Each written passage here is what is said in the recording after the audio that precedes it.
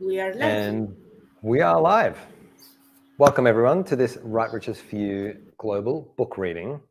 I have the honor to read the final chapter of the book readings, but it's not the final chapter of the book. And this one is the fourth element of generating wealth, generosity of spirit. Now, interestingly, I didn't realize this when I chose this chapter. I just put my name on the organizational sheet with all the other facilitators somewhere. And then when I looked at this chapter again, I realized I printed this out years ago.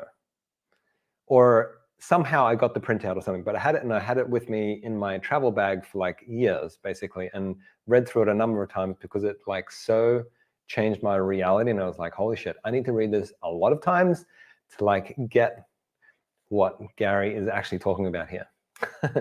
So it's my honor to read this to you guys today. And we have 20 minutes, 19 at this point. So let's get going. Generosity of spirit. The fourth element of having money is generosity of spirit. Generosity of spirit is a way of being in your life. It's about living your life with a sense of joyful generation. One of the big things you can do to increase your generosity of spirit is learn to gift. Gifting. Most so-called giving usually involves a desire to get something in return, but a true gift carries no sense of obligation. We suggest that you learn to gift without any expectation of getting something in return. You don't have to have millions stored away in your bank account before you buy someone lunch or give them a gift that will make them happy or change their reality. The paradox of this kind of gifting, where there is no expectation of a return, is that you receive energetically. Your life expands when you adopt the point of view of generating something different in another person's reality. At Christmas time, Dane and I give $500 to a lady in Mexico whose husband was killed in a truck hijacking on Christmas Eve. She has 2 little boys and she makes about $50 per month, or $600 per year. We started giving her money every year for Christmas, and the condition is that she spends half of it on Christmas for the boys. She can do whatever she wants with the other half, but the first half has to be spent on the boys. She calls us Los Angeles. We are the angels in their lives who make sure that they have Christmas, but we've never met her or the boys. Doing things like this changes people's reality about money. $500 to change someone's reality. Is it worth it? Yes. Gifting in this way changes our lives so much. We receive dynamically when we do this, and our lives expand. Her gratitude is a contribution to our sense of well-being, and we appreciate our ability to do this. It's not about huge amounts of money, it's about our ability to do it. You can do this kind of gifting in large and small ways. Dane and I recently flew into Los Angeles from Costa Rica, and when we were on the bus to get our rental car, we had 5 heavy suitcases loaded onto the bus. And when we got out, the driver helped us put them into the car. I was going to give him a $5 tip, $1 for each bag, but instead I gave him a $10 bill. You would have thought I'd given him the Taj Mahal. He was stunned. It changed his whole day that someone would give him $10 as a tip. Here was a sweet guy who was doing his best in a job that doesn't pay him all that much, and he wanted to be caring and giving to us. Why the heck wouldn't you give back? While we were waiting in the airport, we saw a lady who was doing shoe shines. I said, let's get our shoes shined. While the lady was shining Dane's shoes, he asked her, so how long have you been doing this? She said, oh, about 3 years. He asked, do you like it? She said, yeah, because I can do it during the day and go to nursing school at night. Dane said, oh, cool. The shoe shine was $4. Dane flipped through his wallet and he handed her $100. He said, that's for you. That's awesome. So cool. It's tough to read this stuff and keep it together. She looked at him and couldn't even talk. It blew her whole universe apart. She said, "Thank you so much. I don't know what to say. This has never happened to me. This is amazing. Everything is going to be okay." Wow. Then he gave her a hug and said, "You know what? You're going to make such a difference in the world. You're going to be a great nurse. Keep going." It was a genuine receiving and blowing apart of her universe. The bottom line is that there is really only one person to have only, whoops. The bottom line is that there is really only one reason to have money, and that's to change other people's realities. When you have money, you can change other people's realities in a heartbeat. What happens when you give something to someone that they didn't expect or didn't feel they deserved? You change their reality. And what is the value of changing other people's realities? You show them there is a different possibility. And in this way, you advance consciousness and mankind. Once in New York City, I was on my way to lunch and I walked past the guy who was begging for money. He had a big open gash in his leg. He asked, "Please, can you help me out here?" I took $50 out of my wallet and I put it in his can as I walked by. He looked at it and he said, "Bless you, sir, bless you." He never looked up and saw me. He never saw my face. He never saw any part of me. All he saw was the $50 in his can. The change in his energy was huge. Interestingly enough, I never saw him in that place again. Could $50 change somebody's reality? You never know what it's going to take to change somebody's reality. It's not the amount you give, it's that you give without expectation, without need of return, without anything other than the idea that you're doing something to change another person's reality. You're not doing it because you feel superior or because you think you're being generous or because you think you have more money than they do. You're doing it because it makes you feel good and because you're interested in changing someone's reality. Several years ago, I bought a horse. If I had been 35, he would have been the perfect horse for me. He would have been everything I ever wanted in a horse.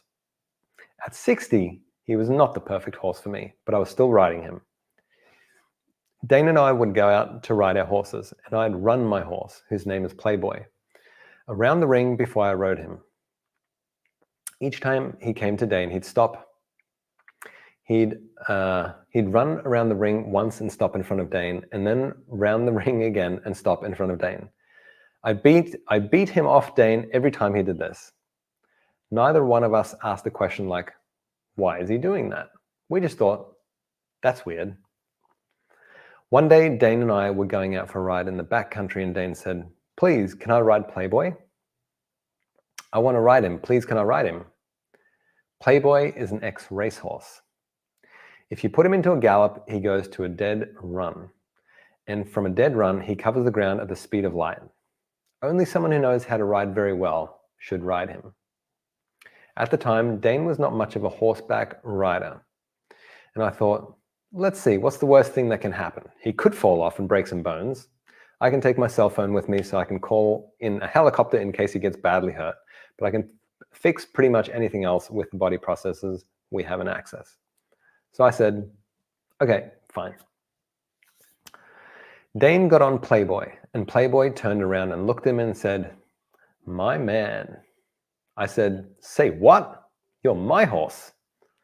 And Dane looked at Playboy and said, "I love him so much." He was in tears. He had just gotten on the horse. He hadn't yet ridden him anyplace. Dane was sitting on the horse and the reins were hanging down to the ground, and he kicked Playboy into a canter. He had no hold on Playboy's mouth. He had no control. It was as if he was expecting Playboy to be a merry-go-round horse. I thought, Dane's dead. What happened? Instead of breaking into a dead run, wonk, wonk, wonk, wonk, Playboy started to canter slowly. Gloppity, gloppity, glop. I suddenly realized this is Dane's horse. These two need to be together.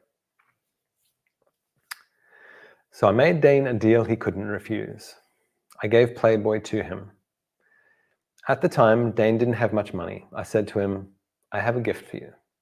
I'm giving you Playboy." Dane says his universe exploded at that point. This horse was willing to be sold for $15,000. In effect, Dane had just received a $15,000 gift. It totally changed his reality. He says that the reverberations of it are still in his universe. It opened him up to a level of receiving that he didn't even know could even exist. My world keeps expanding because I'm willing to expand other people's realities. Whatever I do with money, it's to expand other people's realities, not to make mine better. That's generosity of spirit. Being grateful when others receive. Generosity of spirit is not only about what you give, it's also the willingness to have others receive in every aspect of their life. It is about being happy and grateful when others receive, whether you do or not. A lady recently called me and said, "I'm going to tell you this because no one else in the world would be happy for me. 20 years ago, my roommate wrote up a will leaving his money to me and his other roommates. He never changed his will, and he just died in an accident. I just got $10,000 as a result of the will that he made 20 years ago." I said, "That's great. I'm so happy for you. I'm happy when other people get something. I'm not envious of them. I don't think they got something I deserved. Generosity of spirit is being grateful and thrilled she received that money." How about you? Do you feel a sense of gratitude and happiness when others receive things? Or do you create the evidentiary contrivances and DJCCs, that's decisions, judgments, conclusions, and computations, that say if you get something, it means you didn't get it? Everything that is will you destroy and uncreate it all. Right, wrong, good, bad, pod, poc, all nine shorts, boys, pervads, and beyonds. If you realize that you get a contracted feeling when others have good fortune, you can recognize it and say, "I've created selfishness. My point of view is that if they get it, I don't." The cool thing is that you can recognize it with no judgment. This is your chance to change it.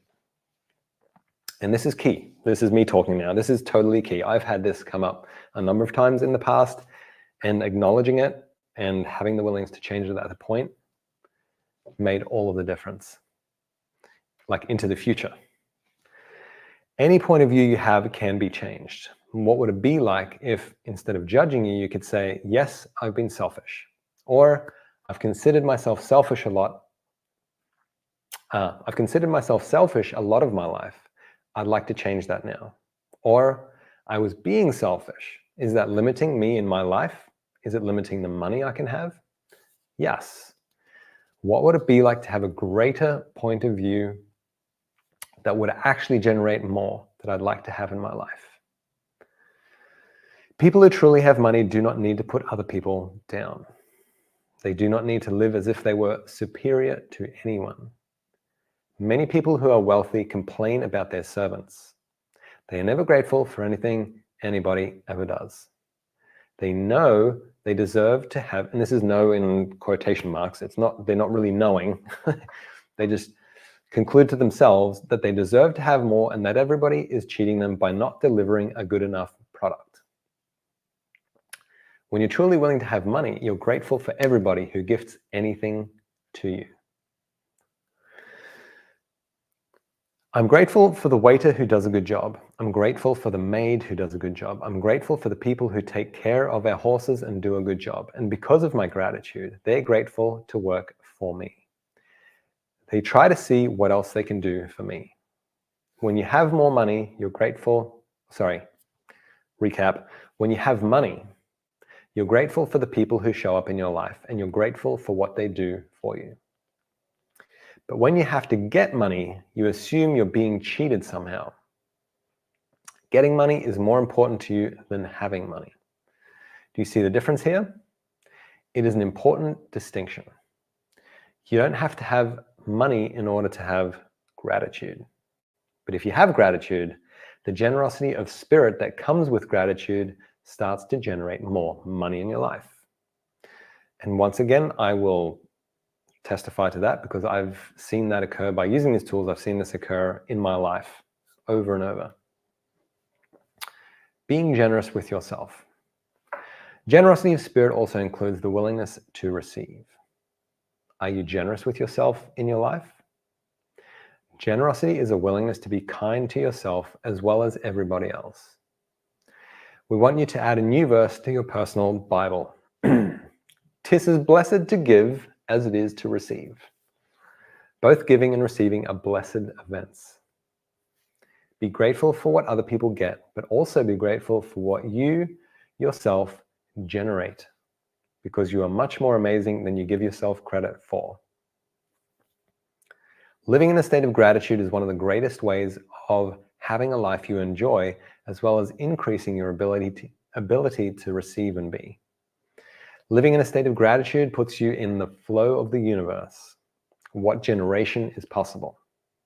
It takes you beyond contextual reality, beyond how am I going to win? How am I going to lose? Gratitude catapults you beyond all that into non-contextual reality and awareness, which is where the questions, the possibilities, the choices, and the contribution lie. And here are 3 questions you can use to help you develop greater generosity of spirit. What would it take for me to be the generosity with money I truly be and haven't acknowledged? Everything that is, will you destroy and uncreate it all? Right, wrong, good, bad, pod, poc, all 9 shorts, boys, pervads, and beyonds. Number 2. What generative energy, space, and consciousness can I be that would allow me to be the generosity of spirit with money that I truly be and don't ever acknowledge? Everything that is, will you destroy and uncreate it all? Right and wrong, good and bad, pod and poc, all 9 shorts, boys, pervads, and beyonds. And when we're destroying and uncreating with these questions, we're destroying and uncreating everything that isn't true. You cannot destroy and uncreate what is true. So anything that is really true for you remains.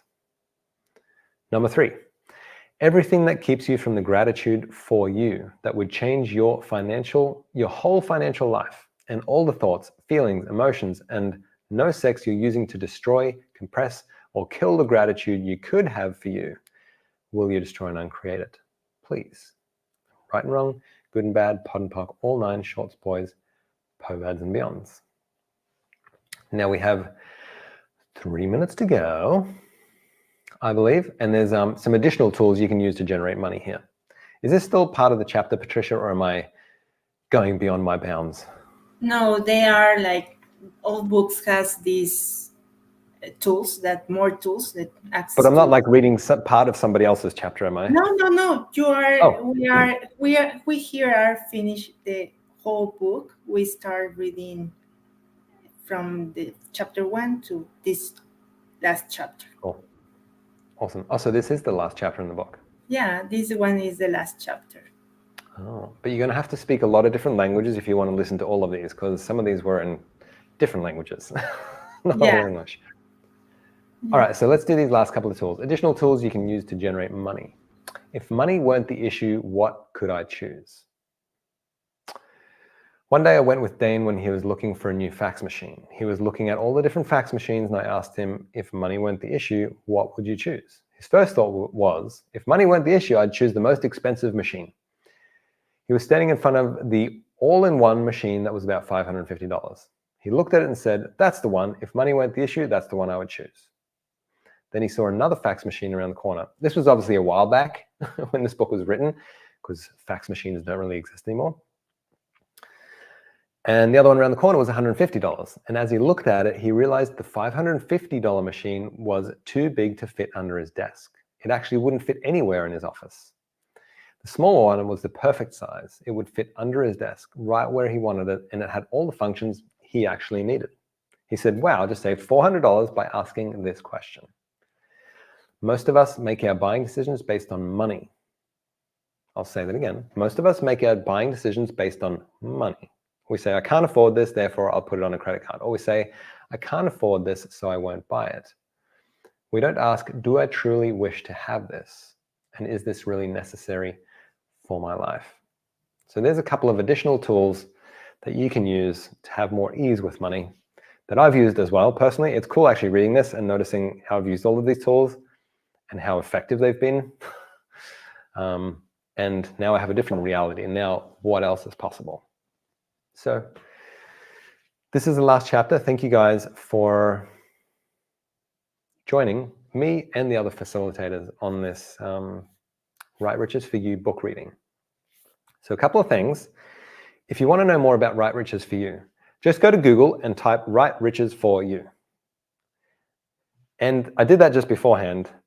And literally, it'll show the Access Consciousness microsite where it has all the information about Write Riches for You, but then it also shows the videos on YouTube of the educational money series that Shannon did, which is on the YouTube Write Riches for You channel. I don't remember how, even though I filmed them all, and I don't remember how many there was, but there was like somewhere between 10 and 20 money educational videos. They're free. YouTube, there's a whole playlist there. So if you go to Write Riches for You on YouTube, you'll see that playlist there. Plus it'll come up if you just Google Write Riches for You. These are incredible tools that will change your financial reality and continue to change your financial reality to whatever degree you desire. And it's not just about having more money, it's about having ease with money, period, whether you have money or not, and to create the financial reality that works for you, okay? Because everyone's financial reality is different. So there's a beautiful possibility for you. Thank you, Patricia, so much for organizing this book club reading. Such a gift. And she did it with so much ease and grace. Really grateful. Thank you. Thank you. What else is possible? Yeah, totally. Cool. Thank you. Bye-bye. Thank you, everyone. Bye.